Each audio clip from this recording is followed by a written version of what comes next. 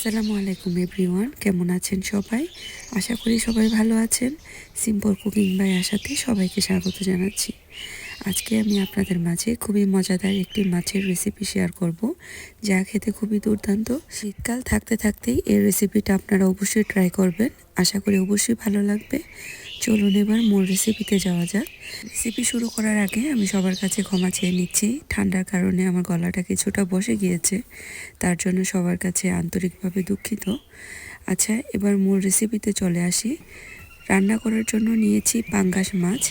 এখানে পাঙ্গাস মাছ, নদীর যে বড় পাঙ্গাস মাছ থাকে, সেই মাছটা আমি ছোট ছোট টুকরা করে কেটে নিয়েছি। এখানে 1 মুঠ ধনেপাতা, 3টি কাঁচামরিচ, 4 টুকরা রসুনের কোয়া নিয়েছি। এখানে মাঝারি সাইজের 4টি পেঁয়াজ কুচি।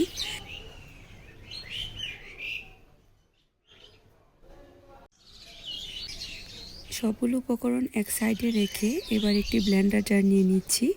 জারের মধ্যে রেখে দিব ধনেপাতা, তারপর এখানে অ্যাড করে দেব 3টি কাঁচামরিচ, তারপর রসুনের 4টি কোয়া অ্যাড করে দেব। এখানে অল্প একটু পানি দিয়ে আমি সবগুলো উপকরণ ব্লেন্ড করে নেব।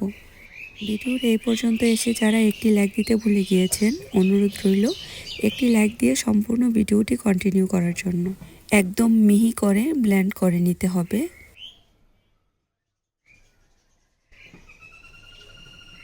এবার একটি বাটিতে নিয়ে নিচ্ছি পাঙ্গাস মাছের টুকরাগুলো।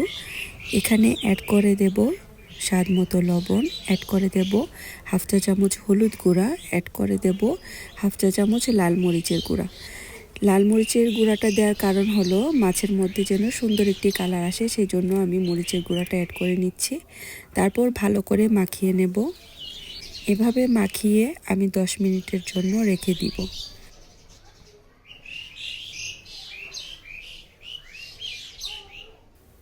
10 মিনিট পর চুলায় একটি প্যান বসিয়ে দিয়েছি। তারপর এখানে অ্যাড করে দিব 1/3 কাপ রান্নার তেল। তেল ভালো করে গরম করে নেব। তেল কিন্তু ভালো করে গরম করে নিতে হবে, নয়তোবা কিন্তু মাছ লেগে যাওয়ার সম্ভাবনা থাকে। আপনাদের মাঝে আরেকটা টিপস শেয়ার করি, এর মধ্যে যদি অল্প একটু লবণ অ্যাড করে দেন, তারপর যদি মাছ ভাজি করেন, কখনো কিন্তু প্যানের সাথে এই মাছ লাগবে না। এই টিপসটা আপনারা ফলো করে দেখতে পারেন। এই টিপসটা কিন্তু খুব কার্যকর। তেল যখন ভালো করে গরম হয়ে যাবে, তখন আমি একে একে মাছের টুকরোগুলো দিয়ে দিব। মাছ একদম লাল লাল করে ভেজে নেব না, জাস্ট এক সাইড 2 মিনিটের মতো ভেজে নেব। হালকা একটু কালারটা চেঞ্জ হলে কিন্তু আমি উল্টিয়ে পাল্টিয়ে দেব।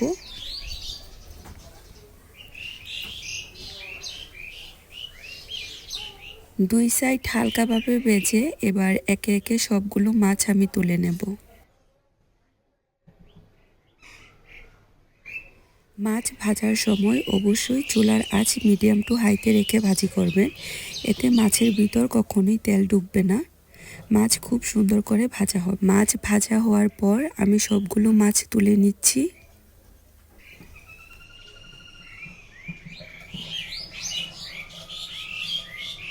এবার এই তেলের মধ্যে মাছ রান্না করে নেব। তেলের মধ্যে অ্যাড করে দেব 1 চা চামচ আস্ত জিরা। 2 মিনিট ভেজে নেবার পর অ্যাড করে দেব পেঁয়াজ কুচি।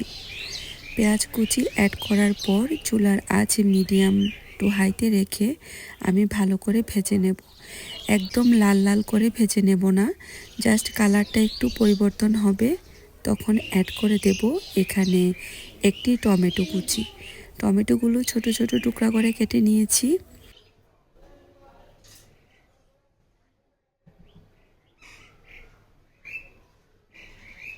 টমেটো আর পেঁয়াজ যখন 70% সেদ্ধ হয়ে যাবে, তখন এখানে অ্যাড করে দেব ব্লেন্ড করা ধনেপাতা। ব্লেন্ডার জারটা ধুয়ে অল্প একটু পানি অ্যাড করে দিচ্ছি। ধনেপাতা পেস্ট অ্যাড করার পর ভালো করে নেড়েচেড়ে মিশিয়ে নিচ্ছি।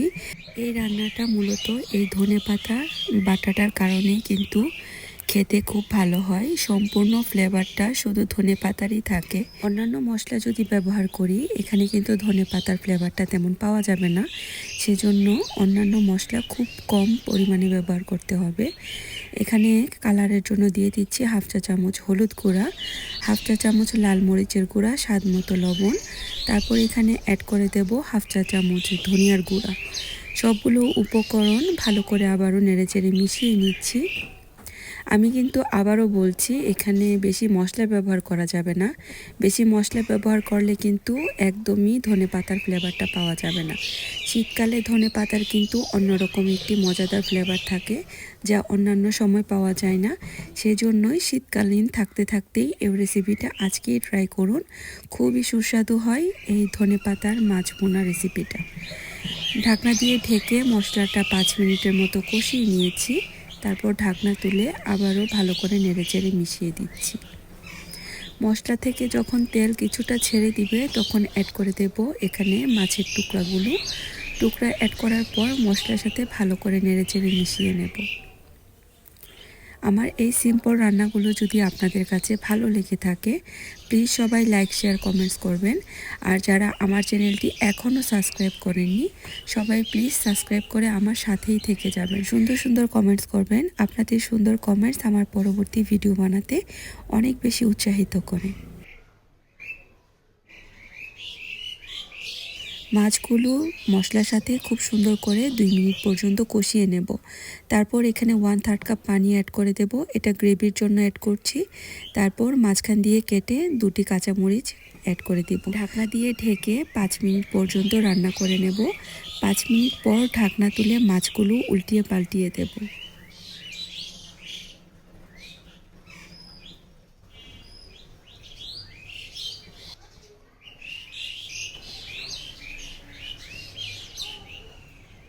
উল্টিয়ে দেওয়ার পর 5 মিনিট পর্যন্ত আবারও রান্না করে নেব। আমাদের প্রত্যেকটা বাঙালির ঘরে কিন্তু মাছের রেসিপি থাকে প্রত্যেক দিন একঘেয়েমি রান্না না করে একটু ভিন্নতা আনলে কিন্তু খেতে খুব ভালো লাগে। খুবই সিম্পল আর সুস্বাদু এই রান্নাটা আজকেই বাসায় ট্রাই করুন। আশা করি অবশ্যই ভালো লাগবে। আজকে এ পর্যন্ত। পরবর্তী নতুন আরেকটু রেসিপির সাথে দেখা হবে ইনশাআল্লাহ। সবাই অনেক বেশি ভালো থাকবেন। আল্লাহ হাফেজ।